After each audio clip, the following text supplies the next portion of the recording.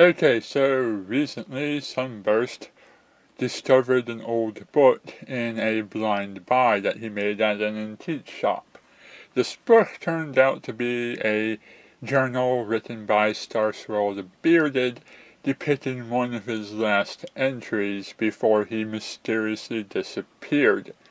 It told the story of how him and the other pillars of Equestria, who helped grow the tree of harmony and create the elements of harmony, how these heroes of Equestria banished the Pony shadows, and in doing so also banished themselves. Twilight, being a big fan of Starswell, couldn't help but want to bring him and the other pillars back, but in doing so accidentally released the Pony of Shadows.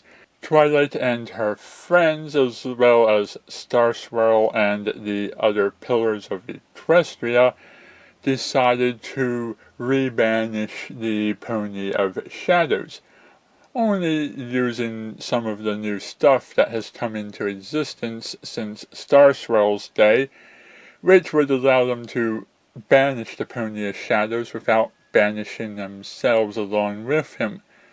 But Starlight, being a reformed villain, thought there was another way. And she was right, despite being told many times by Starswirl that there wasn't. Turns out there was a way to reform the Pony of Shadows and return him to who he was before the darkness took him over. And through the power of friendship and so forth, Twilight, Starlight, and all of the others were able to save the day, and the pillars remain in modern times. Overall, I thought this episode had a lot going on, especially in the world building and history department. It told us a lot about the pillars and the history of Starswell and the others.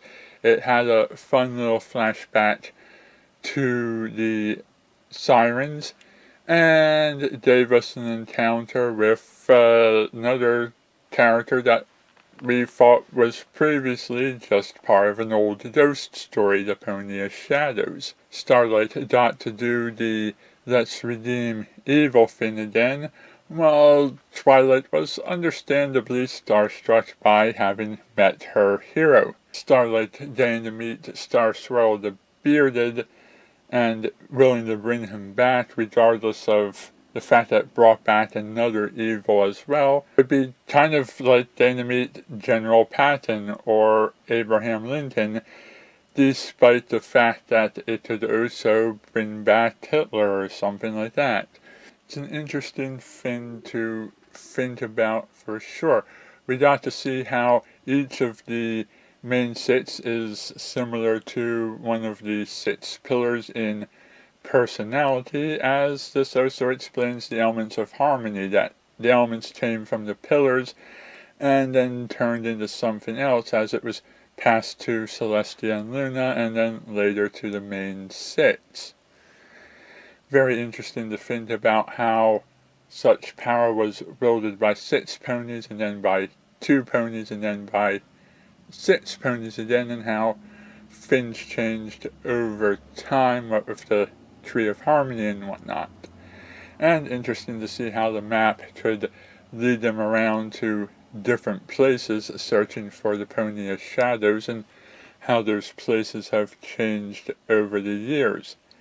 There's some interesting little throwaway lines that you don't pick up on during your first viewing, like the fact that Twilight is reading a book about sea pony etiquette at one point. I think threat-wise, the Pony of Shadows was taken care of before he could reach his full power. He did try to power up by going to a dark place to hide and get stronger, and he was stronger than a single unicorn even when he was being recharged, but I'm not sure if he really had a full chance to truly cut loose and do all he was fully capable of. Thus he remained a threat just to the main 6 and the 6 pillars, and never really threatened the rest of Equestria. So, final summary, this is a enjoyable season finale, but one that probably means more if you've been watching the series for a long time and have always wanted that history and world building. Otherwise, it's a pretty low stakes fight, not at all boring one, just one that doesn't particularly have as big a world-ending threat as some of the ones in the past have had. Lots of great stuff that happens all around. Overall, a pretty good time.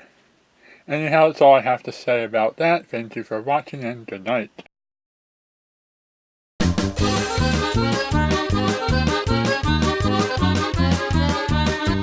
Overall, I thought this was a really well done season finale. It had a lot of exciting stuff going on, especially in the world building department.